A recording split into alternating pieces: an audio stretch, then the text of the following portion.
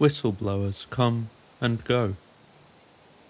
Most arrive with a spark and vanish just as quickly, slipping back into the ether from which they came.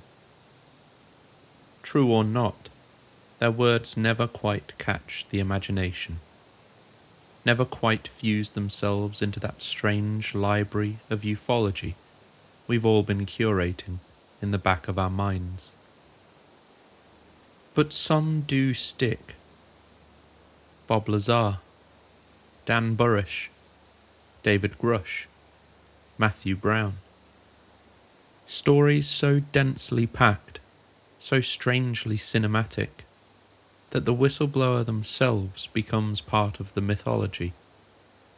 Because half the journey is the information they bring, and the other half is the character we meet while they tell it. Tonight's subject is one of those characters. But there's a twist. I don't know who this person is. No one does. There is no interview footage to analyse, no paper trail to follow, no old colleagues stepping forward to confirm or deny a thing. All we have are the words he left behind, and whatever truth we can extract from them. I'm talking, of course, about the one we now call the 4CHAN Whistleblower. A figure who, despite his anonymity, hit all the hallmarks of the stories we love. Secret programs, impossible technology, deep theories about the nature of reality, and yes, that classic deathbed confession energy that seems woven into this phenomenon as tightly as gravity itself. But for me, what makes this case so compelling isn't just the drama of the story. It's the way his claims keep ricocheting back into relevance, as if the world is slowly syncing up with what he described. Coincidence? Pattern seeking? Or something a little stranger? Perhaps we're looking too hard for synchronicities, but the whistleblower himself left us with a line that feels like a challenge. A line for anyone who would come across his posts long after he made them. Pay attention to things as time progresses. You'll be able to look back and see I was right. Tonight we're going to do exactly that. He made a number of specific claims, and now we sit a couple of years beyond the moment he wrote them. So we're going to hold each one up to the light, turn it slowly in our hands, and see just how eerie things become. Let's find out how deep this rabbit hole goes. Welcome back to the Dreamland Motel. Relax, settle in, and if you like what you hear, don't forget to like and subscribe, and leave a comment down below. It all helps more than you know. Now, let's dive in.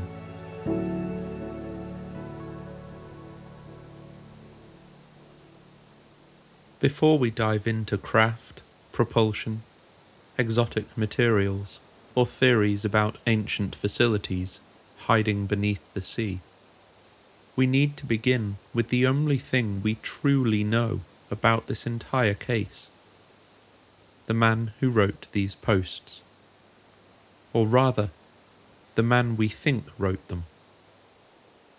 Because unlike Bob Lazar with his grainy interviews, or David Grush testifying under oath, or Dan Burrish with his strange, almost mythic backstory, this whistleblower is a ghost, a voice on a message board, a username that evaporated as quickly as it appeared. And yet, the level of detail he provided, the internal consistency of his answers, and the directness with which he described his role has made him linger. Certainly not as a verified source, but at the very least a serious archetype in the folklore of modern ufology. According to his own words, the whistleblower worked in craft analysis, one of the highly compartmentalized divisions involved in UFO crash recovery and examination. He says it very plainly. I have intimate knowledge of what the US currently knows about UFOs, minus the last 2 years. April 24th, 2023. He repeatedly frames himself as someone dealing not with theories or sightings, but with hardware. He also claims to have left the program 2 years prior, due to new management. In his words, he, quote, moved on from the project because of new management that didn't trust older, proven methods. And why speak out now? Why risk whatever consequences might come? Here, he's blunt. Yes, liver cancer sucks. That's the only reason he gives. No grand ideological motivation. Certainly no hero narrative. Just a man who believes he's dying and doesn't feel bound to secrecy anymore. One of his most striking claims is that his department sat above the US Air Force in terms of UFO knowledge. He specifically describes the USAF as intentionally kept out of the loop. The USAF is kept in the dark. We operate above them. This is a theme we've heard before in ufology, that the US Air Force, despite being the branch most associated with aerial phenomena, is often excluded from UFO programs for political and structural reasons. He goes further. A close co-worker wondered if even the president knew. This too is consistent with decades of law. Presidents, for better or worse, are temporary employees, 4 to 8 years, then they're gone. Their read-in level varies enormously. Gerald Ford reportedly left his briefing in tears. Eisenhower is the center of multiple alleged face-to-face contact stories. Former Israeli Space Minister Chaim Eshed claims Trump was fully briefed on a galactic federation, and David Grush, under oath, stated that some presidents are read in, others are not. Interestingly, he aligns with Chaim Eshed in his claim that the current US president may indeed be extensively read in on the reality of the situation. Whether true or not, that long-standing pattern echoes almost perfectly with what this anonymous poster described. Certainly not proven, but consistent. There is also a curious statement where he refers to the famous Majestic 12 legend. Quote, the term majestic was considered outdated. He doesn't expand on it, but the implication is that whatever structure MJ12 may have once represented, its nomenclature has changed. Its organizational descendants still exist, but under a different umbrella. This is, again, a familiar refrain from insiders and alleged insiders alike. Whatever MJ12 was, it didn't just vanish, it evolved.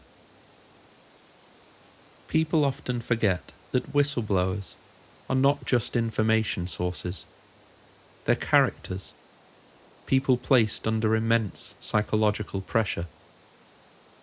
Throughout the Ask Me Anything, the whistleblower gives us small glimpses of emotional toll. Stress? Very. Strained my marriage greatly. Spiritual collapse? When asked whether he still believed in God, absolutely not. A brush with paranoia. At one point, his internet connection drops and he panics, believing he may have been compromised momentarily. These human moments, small as they are, paint a picture of someone carrying something heavy for a long time, then letting go, only when he feels there's nothing left to lose. Unlike Lazar, Burish, or Grush, this testimony wasn't a documentary interview, a book, or a congressional hearing. It was an Ask Me Anything, a chaotic public question and answer, random questions from random users. The whistleblower simply answered what he could, and ignored what he wouldn't, and joked his way through the rest. This is important. It means 1. There was no script. 2. No agenda. 3. No curated message. And 4. No structured reveal. Just a man typing answers until he got tired and said he needed a nap. Whether that makes him more credible or less credible is up to the viewer. He repeatedly emphasizes that his knowledge only extends to events up to 2 years before the AMA, roughly late 2021. Anything after that, he stresses, is speculation. This gives us a unique opportunity tonight, because we're analysing his claims from the future relative to him. We can hold his statements up to the light of the Grush era, Pentagon admissions, increased sightings, new whistleblowers, political hearings, and the rising tension between superpowers. And we can ask, how much of what he said has aged well, and how much has quietly collapsed? This is the foundation. This is the character. This is the lens through which we will examine every claim that follows. Because if the man behind these posts was lying, we should see the seams very quickly. But if he was telling the truth, even partially, then what waits for us in the next chapters may be far stranger than anything we expected.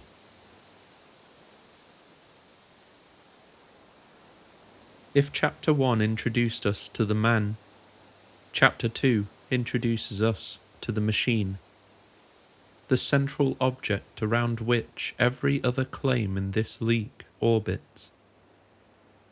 According to the whistleblower, all the UAPs his division studied came from one place, a massive, autonomous, underwater manufacturing base, hidden in the Atlantic Ocean. And not just anywhere in the Atlantic. He places it in one of the most overused, overexposed, almost comically folkloric regions in paranormal culture. The Bermuda Triangle. A detail so on the nose, so cliché, that at first glance it feels like a joke. A lazy LARP, reaching for the most obvious location imaginable. But that's exactly why it's interesting. When a con artist fabricates a story, they typically strive for plausibility. They avoid tired tropes. They steer away from details so well known they'd raise instant suspicion. Which is why this particular choice gives the account an unexpected weight. It's too obvious, too predictable. Another example of this comes from one of the most controversial whistleblowers of all time. Dan Burrish described a stargate beneath the Temple of Abydos in Egypt, a detail so close to the film Stargate that any liar with half a brain would never risk using it. It becomes a paradox, so blatantly derivative that it's either the sign of a terrible storyteller or someone simply describing what they believe to be true, unfiltered. The 4CHAN Whistleblower is completely unapologetic in placing the facility in the Bermuda Triangle. And from there, the details get stranger, richer, and far more specific. He describes the structure as an enormous, smooth, burger-shaped object, with no lights, no visible windows, no cockpit, and no external signs of habitation. In his words, it was shaped like an extremely large UFO, more of a burger design. This thing doesn't glide or surface gracefully. It doesn't flash lights. It doesn't hover above the waves, greeting passing fishermen. It simply exists down there, silent, unseen, and unmoving, unless it needs to perform a task. According to him, it sits through hurricanes.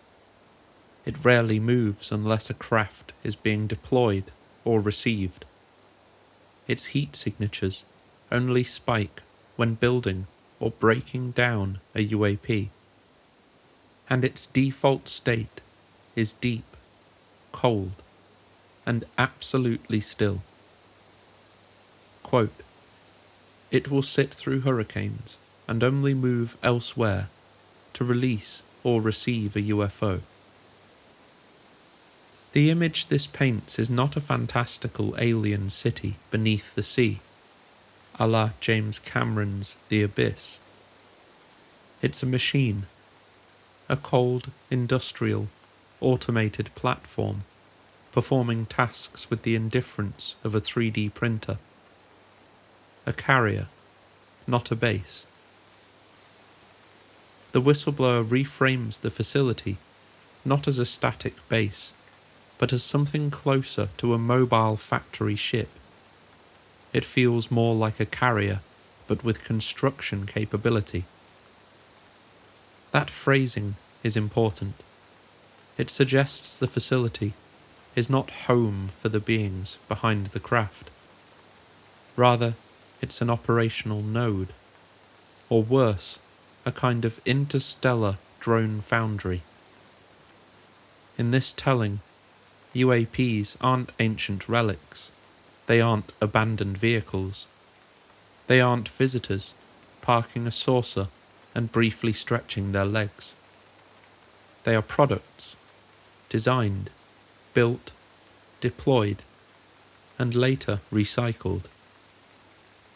A factory in the ocean, a cosmic aircraft carrier hidden beneath the waves.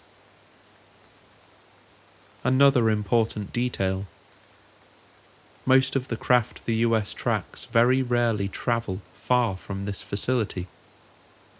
Quote, "They don't go far from home base." This conflicts with the idea of UAPs roaming the world freely or hopping continents on a nightly basis. Instead, we get the picture of a localized ecosystem, with the Bermuda Triangle at the center of an operational radius, like a hive sending out drones. The whistleblower describes only 2 moments when the facility becomes detectable: when a craft arrives and is broken down, and when a new craft is being built. It normally doesn't produce heat outright. A small heat buildup can be detected when it's being broken back down into parts are assembled. This is a highly specific, highly logical detail, one of many throughout his testimony. It sounds less like science fiction and more like clandestine intelligence briefings. What also stands out is the timing. When he wrote this AMA in April 2023, USOs, or unidentified submerged objects, were not the dominant theory they are today. Certainly present in the law, but nowhere near the mainstream conversation they've since become. Today, the underwater angle has become almost unavoidable. Admiral Tim Gallaudet openly discusses undersea anomalies. Congressman Tim Burchett brings up USOs constantly. The Pentagon's own reports acknowledge transmedium craft. Researchers like Richard Dolan have mapped USO sightings back decades.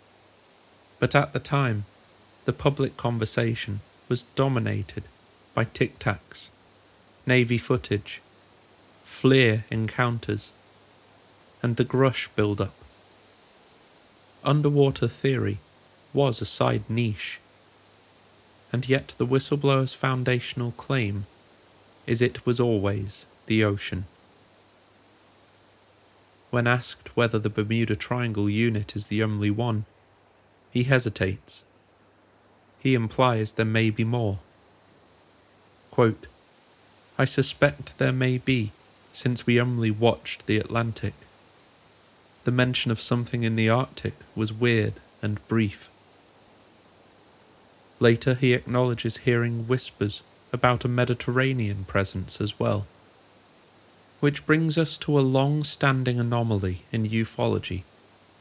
Sightings cluster around tectonic boundaries, deep trenches, and regions of unusual magnetic activity. Not proof, but again, resonance. In one of his more understated comments, he suggests the facility itself may be capable of leaving Earth entirely. We suspect the construction facility is capable of space travel as well. If true, that transforms the entire concept. This isn't an alien base on Earth. It's a ship that's parked here. So is it one facility, or one of several? The whistleblower never confirms more than one, but the hints he drops, the Arctic comments, the Mediterranean suggestions, the home base logic, the directional patterns of inbound craft, leave the door wide open. And in the broader landscape of ufology, we find compelling parallels. The Malibu platform anomalies, the undersea structures mapped off Japan, the Arctic USO incidents dating back to World War II, Cold War reports of underwater craft outrunning nuclear subs, the repeated mention of objects entering the ocean like it wasn't even there.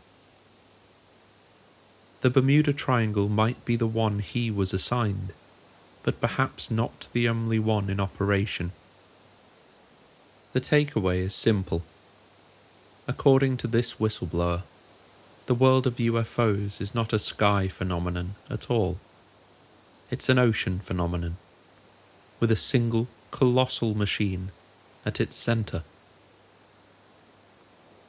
Now let's explore what happens when humans approach it, and why almost no one ever comes back. Before we go any further with the technicalities of UFO construction or the philosophical implications of the zookeeper doctrine, we have to confront the single most violent and unsettling claim the whistleblower makes. This mobile construction facility is armed, and its weapon doesn't just destroy targets, it deletes them. No fireball, no reports of debris, no mayday calls, no time to react. Just a moment where a jet exists in the world, and the next moment it does not. This is the part of the testimony that reads less like science fiction and more like the classified fragments of an incident report no one was ever meant to see. When asked whether the US has ever attempted to engage or approach the construction facility with force, the whistleblower is remarkably direct. Quote, "The last unit we saw approach the facility didn't even have time to communicate they were being attacked before it was over. A US operation was launched with serious intent, involving fighters and a submarine. His summary of what happened is chilling. Everything except the sub was lost." And he goes further. This weapon destroys the matter it hits entirely. It also shits on anything electronic in the vicinity. There are moments in UFO history where pilots describe sudden loss of instruments, propulsion collapse, or entire systems going dark. But nothing quite like this. This isn't jamming or an EMP. This isn't misidentification. This is annihilation. Pure, instantaneous, absolute. The pilot, he says, quote, "likely had no idea it was a suicide mission." The horror of that line isn't just the destruction, it's the asymmetry. We sent humans. They responded with physics. One of the most striking claims he makes is that the construction facility appears capable of distinguishing intent. We believe the construction facility has learned what is and isn't hostile. If the approach is benign, it simply sinks into deeper water or moves away. If the approach is aggressive, its military systems lock on. If the posture changes from surveillance to confrontation, it fires. With the precision of something that doesn't need to interpret human signals or negotiate human nuance. An AI doesn't weigh diplomacy. It doesn't hesitate. It doesn't wonder if maybe the pilot panicked or misread a radar lock. It sees a threat. It removes the threat. Zero moral calculus. Zero psychological conflict. Just execution of an instruction. Though the facility avoids harming civilians, the whistleblower does acknowledge rare exceptions. It doesn't fire on civilian boats. Exceptions apply. We have seen one or two go missing after sharp turns, etc. This raises haunting possibilities. Was it misclassification? A misread maneuver? An accidental lock-on? Or just an algorithm working from parameters humans haven't quite understood? Even the lack of visible weaponry is unsettling. He notes, no visible weapons or cockpit from satellite footage. Whatever destroys matter is either internal to the craft or something beyond our ability to visually interpret, a directed energy system that leaves nothing behind. There's another moment, mentioned only in passing, but quite significant. The whistleblower claims the facility once initiated some kind of launch sequence during a moment of heightened global tension. They have started launch sequences before. We suspect they were tests on something they are dealing with. That phrasing, "what they are dealing with," implies defensive preparation. not an offensive operation, not an invasion or an attack, a test, a systems check, a readiness posture. This aligns disturbingly well with the idea that the NHI operate under rules of engagement, where human nuclear escalation is the real trigger, and ufology itself has a long memory of incidents matching this pattern. Malmstrom Air Force Base, 1967. Nuclear missiles disabled. Vershad, a once Soviet base in Ukraine, 1982. Missiles inexplicably entered launch mode, briefly. The whistleblower's testimony slots neatly into this pattern. But again, his Ask Me Anything predates the current surge in nuclear UFO discourse. Just as the USO angle was early, so too was this. So what do we make of a weapon that erases matter with no heat signature and no forewarning? What do we make of an AI that distinguishes hostile and non-hostile, based not on human intuition, but on whatever alien logic tree governs its responses?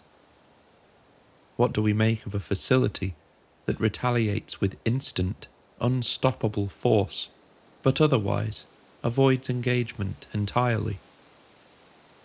This does not read like conquest, nor curiosity. It does not read like punishment. It reads like defense, but a defense carried out by something that cannot empathize with what it's defending against. It is the coldest form of protection imaginable, a machine promising its directive with the emotional richness of a spreadsheet. Which brings us to a profoundly uncomfortable parallel.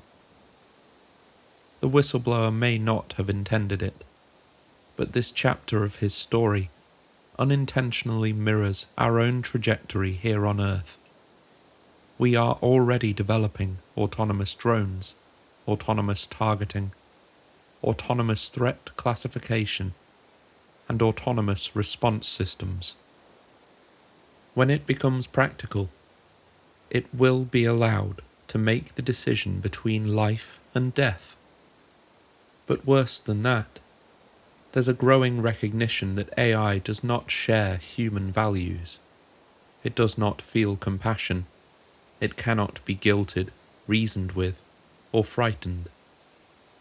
The phrase, "Please, I have children," means as much to an autonomous system as it does to a light switch. This is precisely the kind of defense behavior we see in the whistleblower's claims. A system that reacts correctly and with no room for mercy. A system that doesn't negotiate, doesn't second guess, and doesn't hesitate. In that sense, the construction facility may not be an alien base at all, but a warning. A glimpse of what happens when a civilization grows so advanced that it hands its weapons and its survival to something that thinks in pure logic, or perhaps doesn't think in any way we understand. So we end this chapter with a contradiction. The facility seems defensive. Its behavior suggests fear or caution, not aggression. It flees from civilian vessels. It avoids crowded waters. It only fires when threatened. And yet its chosen method of defense is so absolute, final, irreversible. Not a warning shot, no radio broadcasts, just deletion. It's the kind of efficiency only a machine could love. In the next chapter, we'll explore the craft this machine creates, the drones, the built-to-spec vessels, and why their shapes, tools, and internal architecture reveals much about the minds of whoever or whatever designed them. Across the entire history of ufology, one question lingers without a satisfying answer. Why do UFOs look so different? We have discs, we have tic-tacs, we have orbs, cigars, diamonds, eggs, spheres, even jellyfish. Craft with windows, craft with lights, craft perfectly smooth and featureless. Two witnesses can even stand side by side, watch the same object, and walk away describing two different shapes. Even Bob Lazar, who claimed to have seen 9 distinct craft, each with its own design and interior layout, was never told why they differed. But tonight's whistleblower does give an answer, and it might be the most practical explanation ever placed on the table. According to our anonymous source, the construction facility in the Atlantic Ocean does not mass produce anything. It doesn't churn out fleets of identical sources. It doesn't have a standard model or a preferred design. It builds one craft at a time, each engineered specifically around the mission it is meant to perform. He put it plainly. Each UFO is made for a single mission unless it's kept. You don't make 6 of the same. The craft isn't the product. The mission is the product. The craft is simply the shell built around the tools. To explain this, the whistleblower uses an analogy so simple you can visualize it instantly. The UFO is shaped like the inside contents, like wrapping tinfoil around food on a plate. This one metaphor does more to unify decades of conflicting UFO reports than any theory before it. Different shapes don't mean different species, different eras, or different civilizations. They mean different equipment inside. A long sensor array could mean a long craft, a dense core of instruments, some sort of sphere. The craft's form follows its function, literally. The variety of shapes witnessed globally is simply the variety of missions undertaken by the same underwater construction facility. And then comes one of his more controversial statements. Triangles don't exist. This throws a wrench into famous cases like the Belgian wave of 89 and 90, the Phoenix Lights wedge formation, and countless modern sightings of black triangles. But of course, the prevailing theory in ufology today is that triangle craft are in fact US-made, reverse-engineered UFOs, the TR-3B. To continue, from the whistleblower's engineering point of view, hard edges make no sense. These craft are built around internal components and wrapped in a smooth shell that distributes gravity, energy, and pressure evenly. Sharp angles would be inefficient, structurally unstable, and incompatible with the gravity-based propulsion system. Inside, the vessels follow the same minimalistic logic. Low ceilings, smooth internal surfaces, narrow confined spaces, equipment-centered layouts. These aren't starships or living spaces. Instead, think of them as cordless power tools in vehicle form. Everything is there to support whatever scientific or observational function the craft was created for. Because each craft is bespoke, the interiors vary wildly. Labs equipped for genetic sampling, environmental analysis chambers, sensor cores, biological examination rooms, transport bays for equipment or specimens. Years of UFO lore have described rooms like these, but none have tied them to a coherent manufacturing and mission philosophy.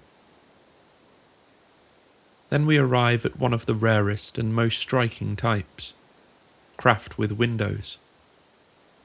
When asked, the whistleblower replies, "Yes, some have windows. They look like buses." These appear to be transport craft, used when multiple biological occupants are on board. They are larger, apparently less maneuverable, and far more valuable to intelligence analysts, because windows suggest occupancy rather than automation. It also aligns with decades of eyewitness testimony describing motherships or large carriers deploying smaller craft. One of the more intriguing vehicles he mentions throughout the AMA are small, bright, flying devices he called hammers. We won't go deep into these here, we'll return to them later, but it's notable that many orb sightings match their described behaviour. For now, remember this: for all intents and purposes, they are tools, not craft. Once a mission is complete, most return to the construction facility, where they are dismantled and repurposed. They strip parts, substitute parts, shift parts around. This practice makes reverse engineering extremely difficult. Recovered craft are rarely intact. Often, they are empty shells, missing power cores, missing tools, missing critical components. Even when intact pieces are recovered, the materials themselves are nearly impossible to work with. They dissipate heat more efficiently than anything we can manufacture. They don't warp under forces that should destroy steel. They fail to bond with our alloys. When craft are described as empty shells, which is surprisingly common, ufologists point to the idea of technology so advanced that we can't even recognize it when we see it. But what tonight's whistleblower alludes to is the idea that we may just be seeing the remains, the shell of what a craft once was, possibly discarded in the pursuit of higher efficiency. Another unusual detail concerns no-fly zones for these craft. He mentions that some regions on Earth are avoided entirely due to historical failures. Quote, "There are places they won't fly over because of past problems." This suggests the construction facility retains memory of past incidents and adapts its mission routes accordingly. Another hint of AI-driven behaviour. Finally, he describes a type of craft rarely encountered, but deeply coveted by US intelligence. The freighter type is the one everyone wants. These cigar-shaped giants may serve as long-range transport, command platforms, supply centres, or mobile bases of their own. They map neatly onto ufology's longest-standing archetype, the mothership. From Kenneth Arnold in 1947 to modern Navy sightings, these elongated structures have appeared across continents and decades.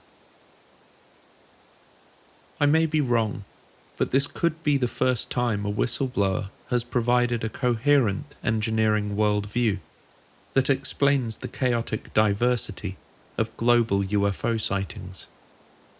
Craft aren't built to be beautiful. They aren't built to be iconic.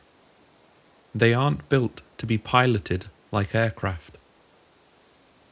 They are best described as mission envelopes, constructed around a single piece of exotic technology. And that brings us to the heart of the entire system. Because everything, the shapes, heat signatures, shimmering distortions, gravity anomalies, impossible turns, mind-bending acceleration, all of it comes back to one thing: the power source sealed inside every craft. In the next chapter, let's step into the engine room and examine the extraordinary substance that makes these vessels possible. A substance we all know and love. Element 115. If there is one idea in all of ufology that has 9 lives, one idea that refuses to die no matter how loudly mainstream physics protests, it's Element 115. Ever since Bob Lazar introduced it in 1989 as the exotic fuel powering the craft he claimed to have worked on, Element 115 has sat at the heart of the tension between belief and disbelief. For some, it's the ultimate red flag. For others, it's the ultimate anchor point. And in many ways, the credibility of several whistleblowers, Lazar, Dan Burrish, and tonight's anonymous 4CHAN insider, rests on the validity of this single claim. Before we dive into what the whistleblower actually says, let's acknowledge something clearly. Element 115, as described in UFO lore, has nothing in common with Moscovium on our periodic table. The version of Element 115 synthesized in the early 2000s is unstable, radioactive, and decays in milliseconds. It has no gravitational qualities, no exotic properties, nothing remotely like what Lazar suggested decades ago. Mainstream science rejects the claim entirely. Fair enough, it's a wild statement. But it's worth remembering. Science has rejected other wild ideas before. Black holes were once considered absurd. Quasi-crystals were declared impossible. The quantum vacuum was mocked until the Casimir effect proved it real. Even continental drift was ridiculed for half a century. Occasionally, paradigms shift overnight. And here's where I stand. If stable Element 115 does not exist, then these whistleblowers are lying. Full stop. Case closed. Which means this chapter rests on a single tension. Are Lazar, Burrish, and our whistleblower telling the truth? Or are they all wrong together? At the time of the 4CHAN AMA in April 2023, Element 115 was already falling out of favour in the community. Instead, zero-point energy, pushed heavily by Stephen Greer, discussed by Hal Puthoff since the late 80s, had become the more popular explanation for UAP propulsion. If the AMA were a fabrication, zero-point would have been the path of least resistance. It's trendy, it feels more scientific, and it doesn't rely on a stable isotope mainstream physics says shouldn't exist. But our whistleblower didn't choose zero-point energy. He stuck with Element 115, even as the community drifted away from it. To me, that decision is worth noting, because it brings us to a simple and slightly uncomfortable question. Who's wrong? Element 115 or zero-point energy? Both can't be false if these whistleblowers are telling the truth, yet both can't be true, as they're typically described. In my episode 0 Point Energy and Element 115, The Truth About UFO Power, link in the description, I lay out a possibility that reconciles this tension, that both may exist but serve different functions in the same technological ecosystem. For tonight's discussion, we're going to hold both possibilities lightly and focus on what this particular whistleblower actually claims. Because according to him, Element 115 isn't outdated mythology. It's the beating heart of every craft that facility ever built. The whistleblower's explanation of Element 115 is consistent, concise, and like everything Element 115 related, fantastical. Quote, E115 produces a weak gravity field. This by itself would rewrite physics. Second, it is normally sealed inside the craft. Only one trained technician is allowed to extract it. Improper handling is dangerous and potentially catastrophic. This echoes Lazar's claims that access to the material was heavily restricted and that unsheathed exposure may have been hazardous. Third, 3 to 7 gravity engines amplify it. These engines bend, intensify, and shape the gravitational field around the craft. And this is where the magic begins. One of the most distinctive visual signatures of UAP behaviour is the sudden jittering, flickering jump seen when these craft are observed. The whistleblower describes it. Quote, it causes a stagger effect due to time distortion. This aligns with Bob Lazar's original descriptions, Hal Puthoff's recent warp field modelling, multiple infrared videos, the Tic Tac's sudden disappearance, and Commander David Fravor's own words. When these craft accelerate, they don't move through air. They move through bent time. It's not magic, but their engines distort the geometry of space-time around them. The US, he says, has attempted to synthesize its own version of Element 115, beyond the experiments performed in Dubna, Russia, in the early 2000s. Quote, the US has a shitty variant. Here he outlines our necessity to extract more Element 115 from recovered craft, setting aside a small portion of it for continued research, and the rest recycled for future use. He also drops one of his more surprising claims. China, he says, successfully reverse-engineered one specific device. China reverse-engineered a mining beam tool. And again, it works, but only briefly. Due to our lack of understanding of Element 115, it operates for only a few seconds before losing power.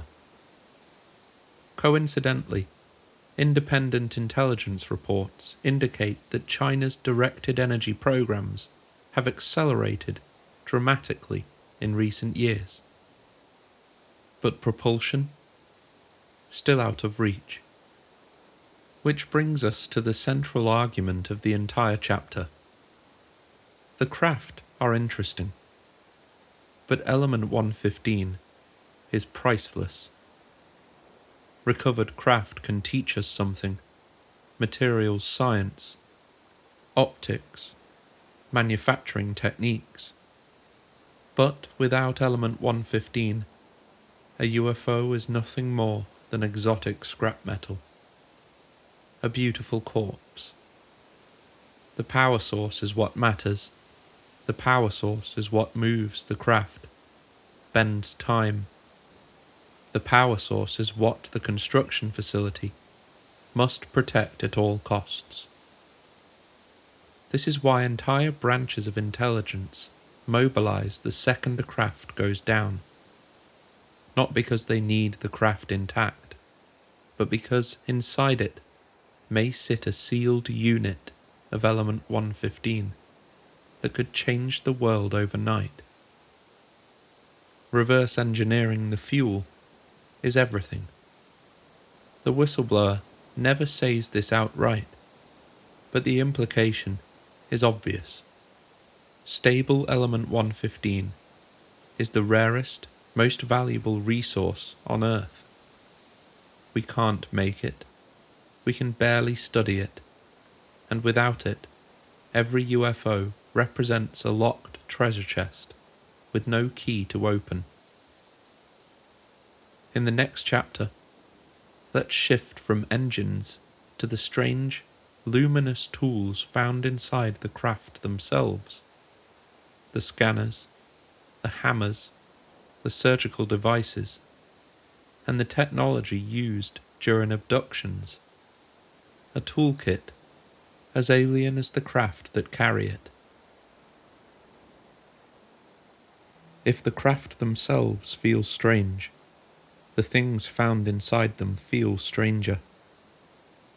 When the whistleblower describes walking into a recovered UAP, it doesn't sound like entering a cockpit, or a command center, or even a lab as we understand it. He makes it sound like stepping into a toolbox, built by a completely different kind of mind, one that sees biology, energy, and matter as things to read, shape, and rearrange with unnerving ease. Tonight, we open that toolbox, and the first thing we find is small, bright, and very much alive in its behaviour. Across thousands of sightings, people describe tiny balls of light that flit, dance, hover, peek through windows, or drift across treetops as if searching for something. For decades, these orbs have been treated like a separate phenomenon. Ghost lights, earth lights, plasma entities, whatever explanation people could reach for. The whistleblower collapses them into a single category. He calls them hammers, and describes them in the simplest possible way. They're bright and they fly around. Little drones, little scouts. He says they have full 360-degree sensory capability, a rolling halo of perception. They zip ahead of missions to map the terrain, scan for biological life, and analyze whatever the craft is there to observe. And suddenly, many pieces of ufology click into place. The Hesdalen lights, the Marfa lights, the glowing spheres over Nimitz, the dancing lights filmed repeatedly in Brazil, even the clusters filmed over San Diego, the whistleblower says, those were hammers in a swarm, performing a large-scale environmental survey.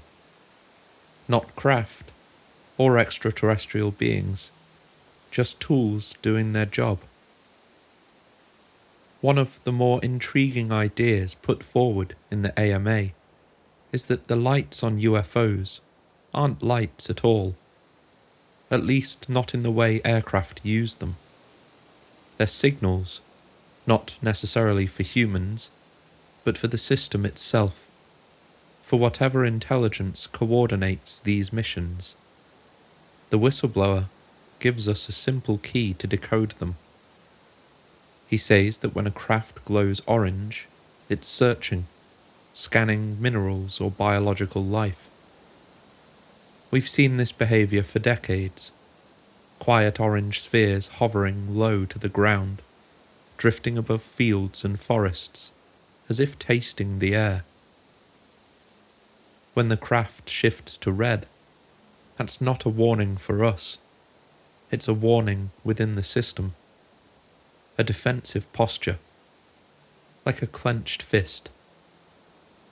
And when you see white, that isn't illumination. Allegedly, it's the signature of a weapon firing. The moment space-time is being twisted violently into something it wasn't before. White is not a light. It's a byproduct of a tear. This simple colour code, if true, explains a staggering number of sightings across the world. In my opinion, it's a novel and creative idea. Another interesting detail is the claim that these craft can detect camera lenses, but only when operating in certain modes. Under those conditions, a craft can sweep for reflective surfaces, identifying binoculars, glass lenses, rifle scopes, infrared sensors, and even the polished metal inside a camera. This suddenly explains why so many sightings seem to vanish the moment someone lifts a phone, or why military pilots complain their optics freeze the second they try to lock on. To them, a lens isn't a threat, it's a disruption to mission parameters, and they simply adjust accordingly. The interior tools of some craft described by the whistleblower don't sound like technology so much as instruments from a future we aren't built to understand. He talks about a thin sheet of metal that lets you see bones as if the body were transparent. Just a sheet. No need for radiation, no electric hum, no glowing.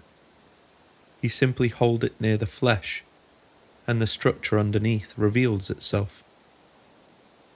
He mentions a smooth silver oval ball that changes colour when brought close to energy sources, a kind of handheld spectrometer, but one that feels more alive than mechanical.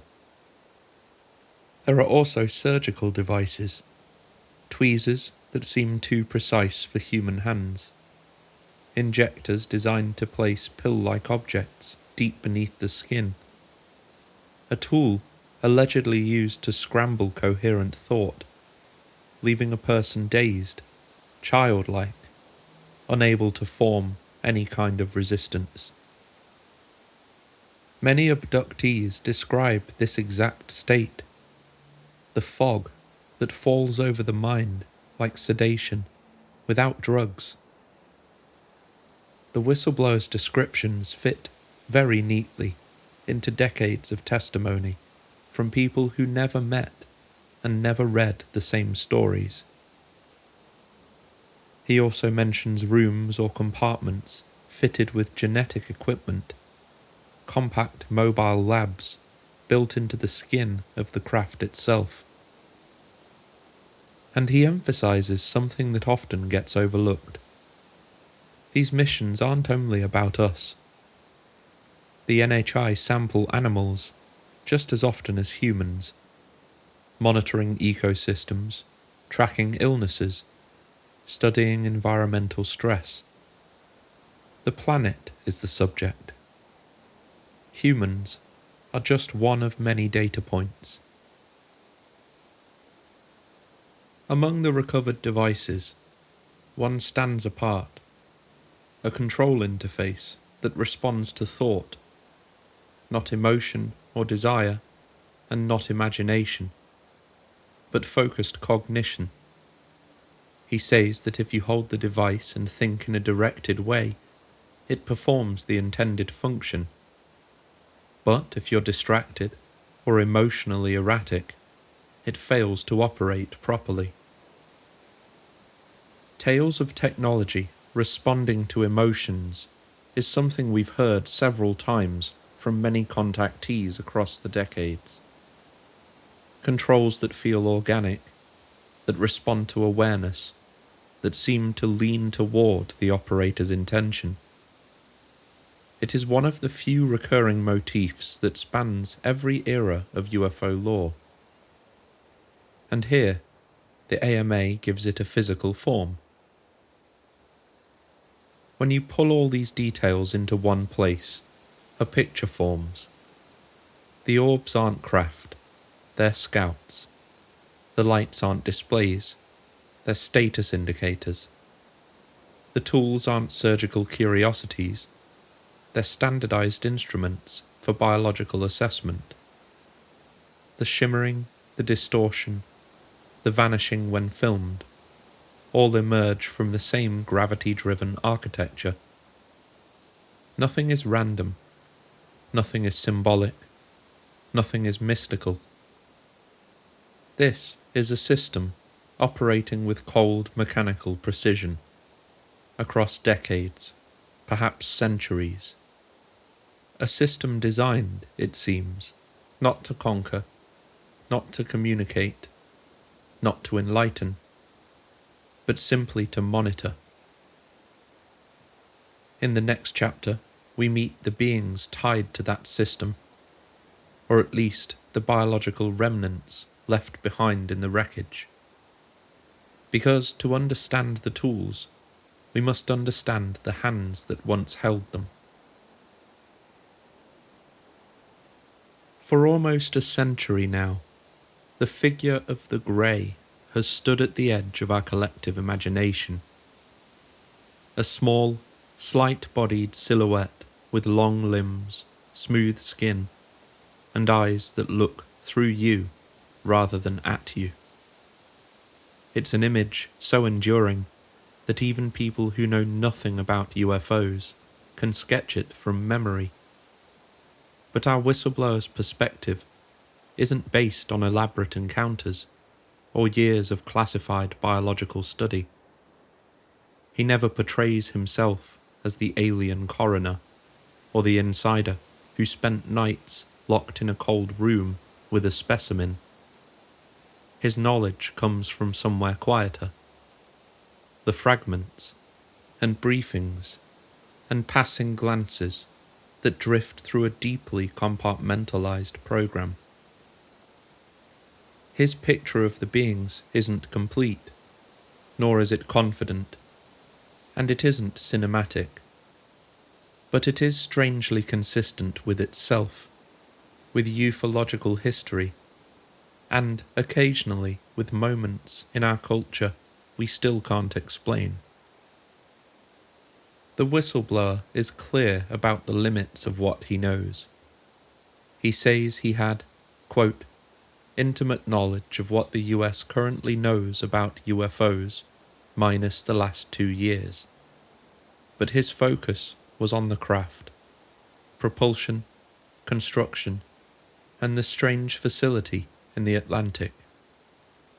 He admits openly that information about the beings themselves came to him second-hand.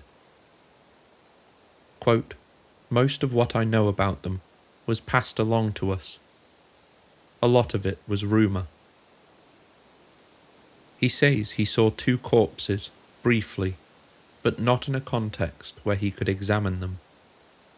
His descriptions are therefore sparse, but, unsurprisingly, aligned with the archetype we already know.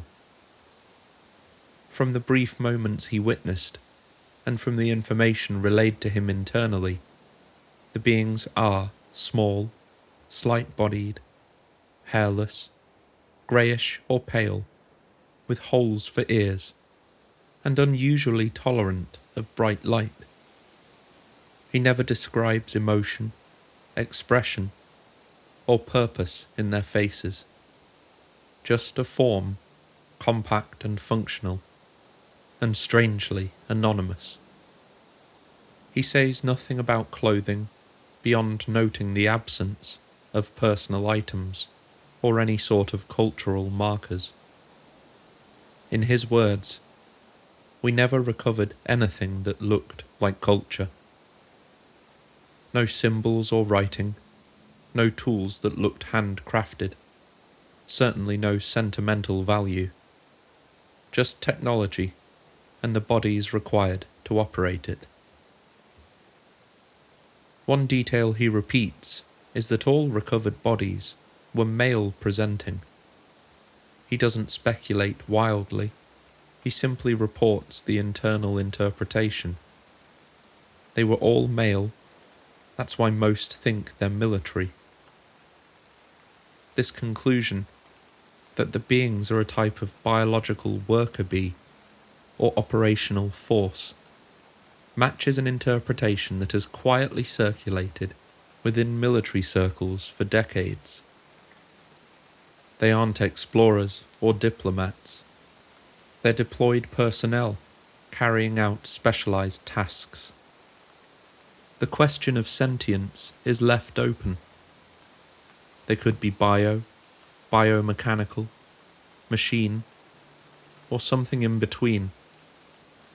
Either way, their behaviour reframes their presence as logistical, not cultural. Another detail passed down to him is particularly clinical. They don't come back for the bodies. He says the beings simply do not attempt recovery after a crash. No extraction missions, no retrieval craft.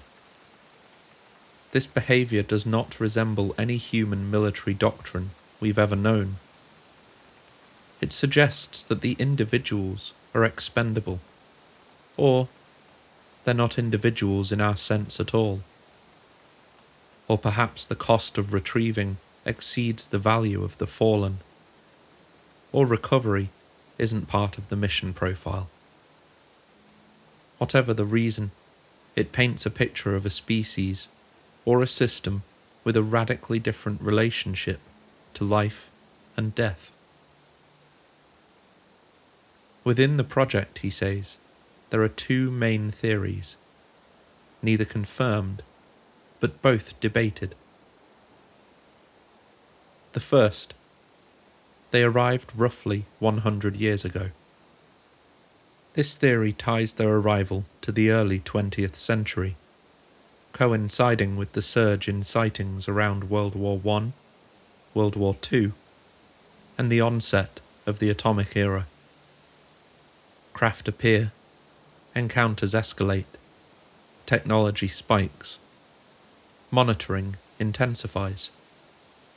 It fits neatly with the idea that the construction facility is a recent installation. In light of our technological advancements as a species, we're now a concern worthy of monitoring, like a kid who's just found his dad's gun. And the second theory, that they've been here for thousands of years. It suggests that these beings may have been present since ancient times, their existence faintly echoed in early Sumerian stories and prehistoric depictions of strange, observing figures. The whistleblower doesn't endorse this fully. He simply says the theory exists, among those with deeper access than his own. There's a moment in the AMA that stands out for its unexpected honesty.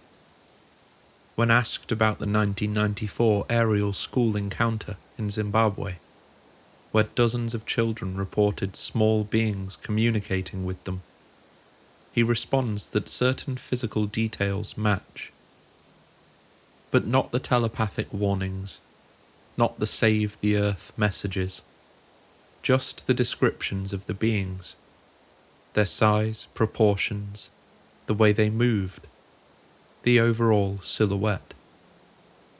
But he can't validate the entire encounter. He just acknowledges that some parts sound familiar. And given how rarely he endorses any mainstream UFO case, that alone is noteworthy.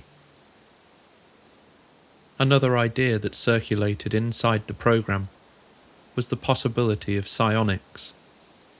Quote, some thought they used psionics, I don't know. Although talk of telepathy and consciousness merging with craft has been around in ufology for decades, the phrase psionics was only popularized 2 years after the AMA took place.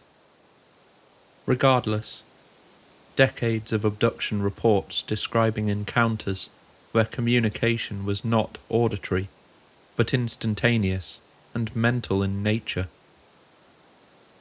Another detail he mentions is the being's apparent lack of interest in any human belief system. They do not engage with religion. They do not comment on it. They do not appear to even acknowledge it. But human leadership does. He repeats that those in charge fear religious panic far more than technological panic. The beings themselves seem indifferent, but the impact of their existence is what worries those at the top. So what picture do we now have? Certainly no intimacy, no full disclosure, not a catalogued species profile. What the whistleblower offers is a portrait painted from the edges, the silhouette that appears when you take dozens of small, indirect pieces and lay them side by side. For all intents and purposes, these are the greys. Small, engineered looking, lacking any sort of cultural identifiers, organised by function, not individuality, operating in task-specific roles, unconcerned with retrieving their dead, possibly deployed within a larger hierarchy, indifferent to human belief systems. All in all, shaped by a logic that feels closer to the system architecture than any alien civilization. These aren't little green men, and they aren't spiritual messengers of modern mythology. They're instruments, biological tools, utilized by whatever intelligence built the construction facility and deployed the missions around Earth. And to understand their purpose, we have to understand the doctrine that governs their actions. And for this, we return to the rulebook behind the phenomenon, the Zookeeper Doctrine. If the previous chapter revealed who these beings might be, this chapter reveals why they're here. Not through myth or prophecy, not through utopian language of contactee literature, but through the cold, oddly bureaucratic pattern the whistleblower describes inside his program.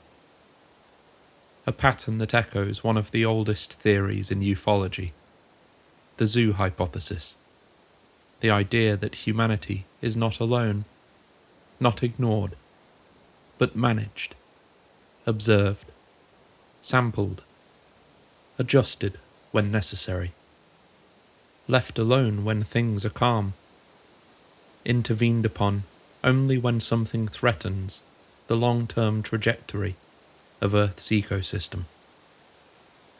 And the whistleblower puts it in terms as stark as they are familiar. Quote, "They act like keepers of a zoo, uninterested in the daily life of wildlife, until there's a problem." It is one of the most revealing lines in the entire document, because it reframes everything. The craft, beings, tools, and silence. Everything becomes clearer when you see it through the eyes of a wildlife manager, not a visitor from the stars. One of the consistent threads in the whistleblower's description is that the NHI do not care about individual humans. They don't care about our stories, our beliefs, our personal struggles, and our societies. Their focus is planetary. He says their interest is in the biosphere, ecosystem stability, large-scale threats, and long-term planetary health. In short, they're not here because they love us. They're not here because they fear us, and not because they want to enlighten us, but because Earth is something they monitor the way a conservation biologist monitors a preserve, a place of interest, a site of study, a system worth maintaining. And we, almost 8 billion noisy primates, are part of that system. But, ultimately, not the centre of it. The whistleblower describes 3 categories that reliably draw their attention. We see these echoes across modern sightings, declassified military reports, and historical lore going back at least 70 years. Nuclear tension. This one is universal in ufology. From the 1940s onwards, UFOs have appeared around nuclear sites with obsessive consistency. The whistleblower confirms, quote, "They watch nuclear posturing and testing for long periods of time. Malmstrom, Vandenberg, Rendlesham Forest, the Nimitz. It's the longest running theme in modern history of the phenomenon." Global conflict. The whistleblower uses surprisingly emotional language here. He says they become extremely upset by the threat of major war. Not the small conflicts or the regional tensions, but the kind of existential, civilization-scale conflict that threatens the planet's health as an ecosystem. This aligns eerily with the spike in sightings during World War II, the Cold War, and moments of nuclear brinkmanship. Then there's disease. He mentions Ebola specifically.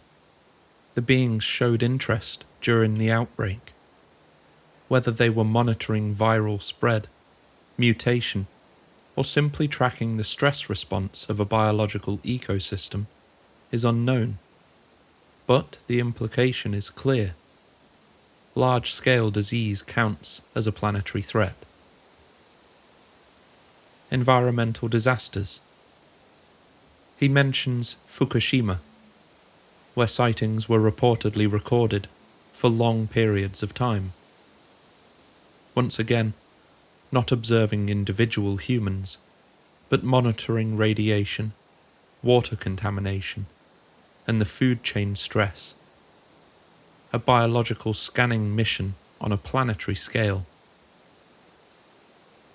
Though he is careful not to drift into abduction lore too indulgently, he acknowledges something important. Some human subjects are examined more than once. This isn't because they're special or gifted. They aren't chosen ones or spiritually significant. They're simply part of a sample group, a data set. The way wildlife biologists tag and re-tag the same animals across decades, even examining their offspring. In this context, abductions become something colder, a study design, a long-term biological tracking of a species under environmental pressure. We're just animals. One of the most revealing ideas is that the beings do, in fact, show emotion, but not toward us. Their agitation, as the whistleblower frames it, is directed at what we might do to the planet. Mass extinction, runaway climate shifts, nuclear exchange, irreversible biosphere damage. Their reactions appear reactive, not proactive. This is a defining characteristic of the zoo hypothesis, as articulated by John Ball in the 70s. They are not here to help us. They are here to manage the reserve. The whistleblower also drops a small, quiet line that feels almost accidental. He hints that part of their role may in fact be to prevent other groups from interacting with Earth, a kind of cosmic border patrol. This is not new in ufology. Jacques Vallée, Ingo Swann, Paul Benowitz, David Grush, and many others have hinted at factional divides of competing interests. But here, in this AMA, the idea emerges as a simple internal belief within the program. Earth is spoken for, and the beings we see are not explorers, they are overseers. When you zoom out and place these ideas against the last century of sightings, you can see the pattern clearly. And it's not random. In fact, it's hardly whimsical. They aren't the movements of a species curious about humanity. They are the patrol routes of a manager, a guardian, a surveyor, a monitor of biosphere integrity. Perhaps the most humbling part of the whistleblower's doctrine is the utter lack of human centrality. We're not even the experiment. We're not being groomed for cosmic revelation. We just exist inside a system that is being monitored for reasons that may have nothing to do with our stories or our significance. In this telling, the beings are not villains or heroes, liberators or saviours. They're wildlife managers, watching a preserve enter a dangerous age. Now let's examine the human world, our governments, militaries, intelligence agencies, how we've responded to this quiet, often troubling stewardship. Because if they are watching us, we are definitely watching them. And the way we behave in that shadow reveals as much about us as it does them.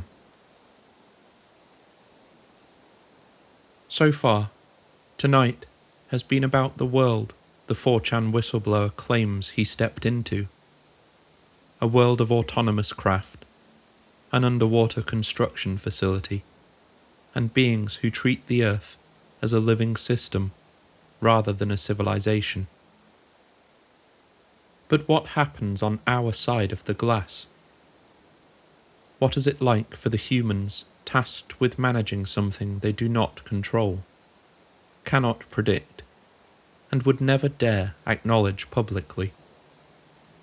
Because the moment we realized we weren't alone, we behaved the way we always do. We built walls, we locked doors, we shredded the map and hid the pieces in different rooms, so no single person could see the whole picture. And in that maze of secrecy lies the story of how humanity responded. The whistleblower describes an architecture of secrecy so extreme that even the US Air Force is often kept out of the loop. His department, he says, operated above the USAF, a phrase that says everything and nothing all at once.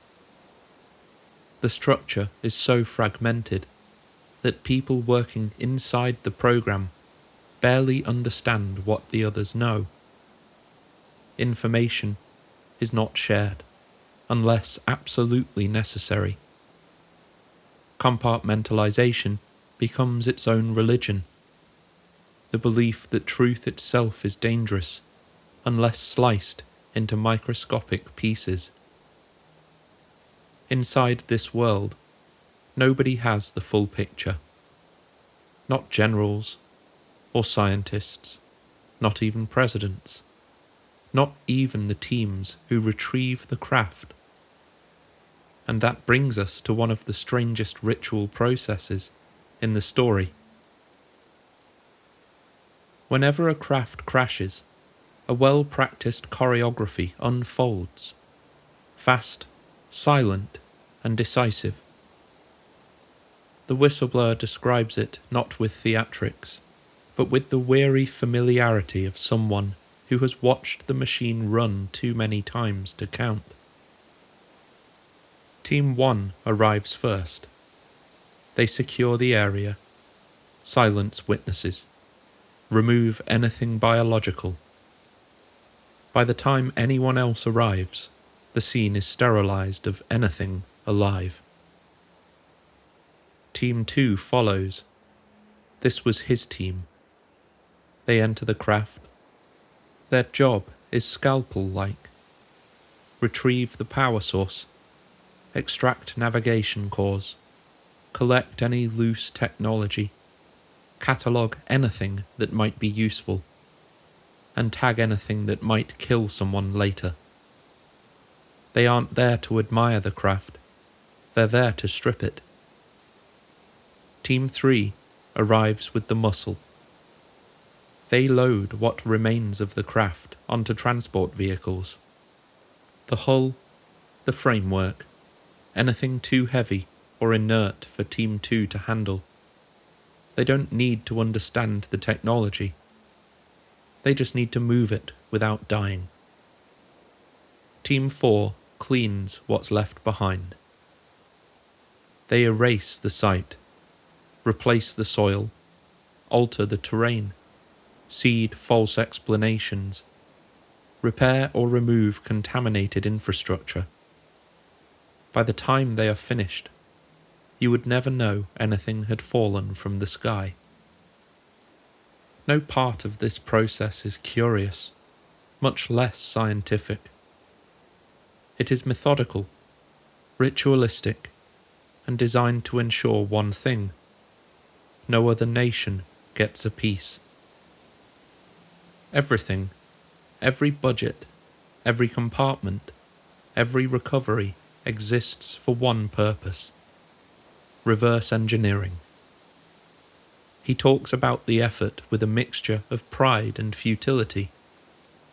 There is a sense that the US has gained much and understood little. Stealth shaping came from it. So did improved targeting systems. Even modern laser programs, he says, are a crippled version of something seen inside recovered craft. But the core technologies, the materials, the gravity engines, the stable forms of Element 115, remain utterly beyond us. Humanity is chasing the reflection of a mountain in a pool of water, and yet we race away, because the fear is simple. If someone else figures it out first, the world changes overnight. The careful balance of power disappears. According to the whistleblower, Russia and China have recovered craft. Not good ones, he says, but enough to join the game. Europe, he claims, is almost blind to the deeper layers. This is not a shared global mystery. This is a competition. A cold war inside the phenomenon. This echoes the sentiments of David Grush almost to a T. He also mentions that what limited cooperation existed between the US and Russia collapsed completely when the invasion of Ukraine began. Communication stopped. Technology sharing stopped. Even quiet back channels became impossible. And now, every nation sits alone with its secrets, its fragments, its own desperate race to discover something the others do not have. As we previously mentioned, he alleged that China managed to reverse engineer at least some of the technology. And at this point, the US is terrified that China will be the first nation to reveal the phenomenon publicly. not necessarily for truth or for humanity, but for power. Imagine the global shift if China announced not only the existence of NHI, but their first successful replication of alien technology. In this race, disclosure is a weapon. The whistleblower also alleges that 2002 was an inflection point. Sightings increased, patterns shifted. The Atlantic facility changed behaviour. Monitoring ramped up. The program itself grew more paranoid and more active, more aggressively compartmentalized. He doesn't know what changed in 2002, only that something did, something big enough to make Washington nervous. It is one of the more intriguing threads in the entire AMA. To this day, it remains a mystery. Lastly, he talks about the Space Force. Publicly, it's a meme. Internally, he says, it serves two functions. It centralizes space-related intelligence, pulling the classified pieces into one supply chain. And it misdirects the public, providing an easy, non-threatening explanation for any influx of sightings. A modern shield for an ancient secret. A brand new label to point at when the skies behave strangely. The work continues elsewhere. Space Force is simply the stage curtain. In the end, what the whistleblower describes is not a global alliance hidden from the public. It is a rivalry, a paranoid, secretive, fear-driven scramble to be the first to understand something that refuses to be understood. Sounds about right. Russia searching alone in the dark, China pushing aggressively forward, the US hoarding every scrap it finds, Europe kept outside the deeper circles, back channels collapsing, Space Force absorbing attention, crash teams racing to sites, reverse engineering ongoing but never complete, and a phenomenon that doesn't care. It's the Cold War all over again. Only this time, the stakes are not territory, or ideology, or nuclear primacy. This time the stakes are who gets to decode the machinery of the universe first. After thousands of words, hundreds of answers, and one of the most unusual and interesting AMA threads in the history of ufology, the whistleblower's story comes to a quiet end. No dramatic confession, no final revelation, no sudden cinematic twist, just a series of closing reflections, brief, almost fragile, in which he lets slip a little of what he really thinks. Because for all the detail he shared, for all the technical fragments and departmental rumours, and glimpses into the machinery of secrecy, his closing thoughts were the most human. The first thing he says is that the phenomenon changed him, not through contact or fear or even awe, but through the implications, the scale of it, the indifference of it, the realization that humanity is not the centre of the story we're living in. At one point he writes, simply, "I don't believe in God anymore." Not as an attack, but as a natural consequence of seeing something so far outside the boundaries of any theology he knew. He also speaks about the emotional cost, the strain on his marriage, the stress of the work, the ache of carrying secrets that cannot be shared and won't be believed even if they were. His terminal diagnosis was a reminder that behind the claims, behind the technology and secrecy, there is a person whose life was burning down around him, while the internet judged whether he was real or a very clever hoax. As the AMA drew to a close, he allowed himself a few moments of speculation. This is not insider knowledge, but his own private sense of the bigger picture. He believed the beings were military, not autonomous wanderers, but deployed personnel from a larger system. He believed the Atlantic facility might be older than modern history, perhaps far older. He wasn't certain, he admits that much, but the idea seemed to fit the edges of the puzzle. He suspected there may be other facilities elsewhere on the planet, in regions hinted at by odd patterns in sightings.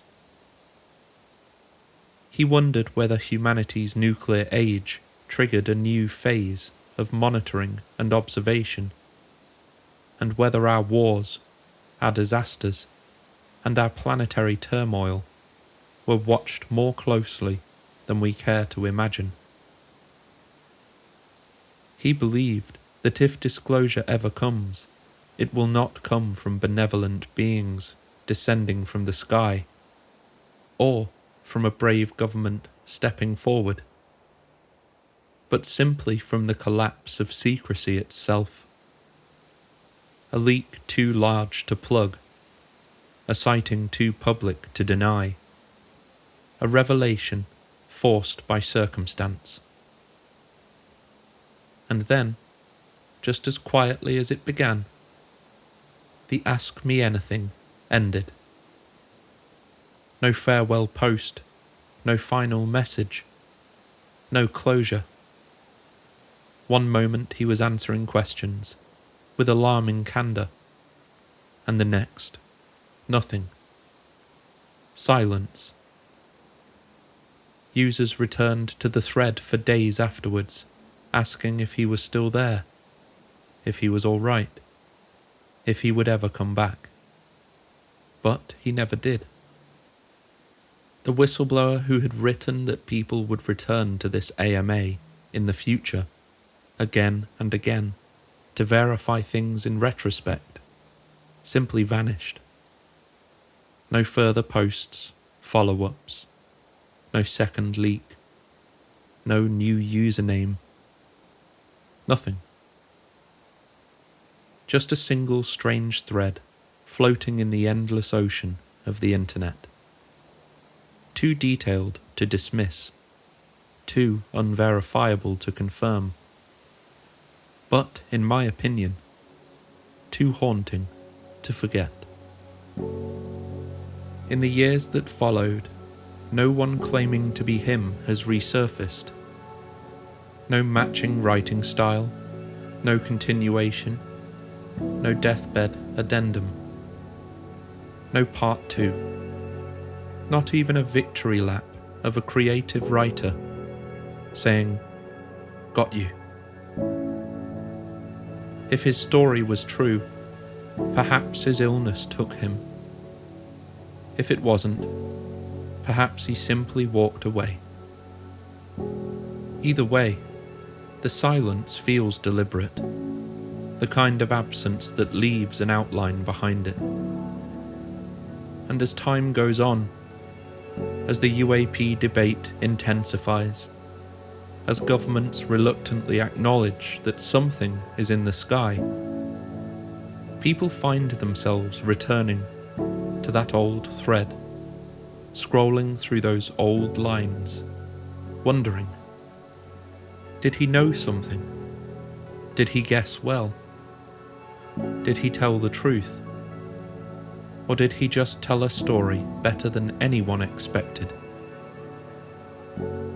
Here at the Dreamland Motel, that is where we leave it. not with answers. You should know by now that answers are a luxury we do not have. But with curiosity, skepticism, with imagination, and with the sense that somewhere out there, beneath the Atlantic, a silent facility continues its work, whether we believe in it or not. Thank you for spending the night with us. If you'd like more journeys like this one, please subscribe to the channel, and you're welcome to share your thoughts below. And until next time, check in, tune out.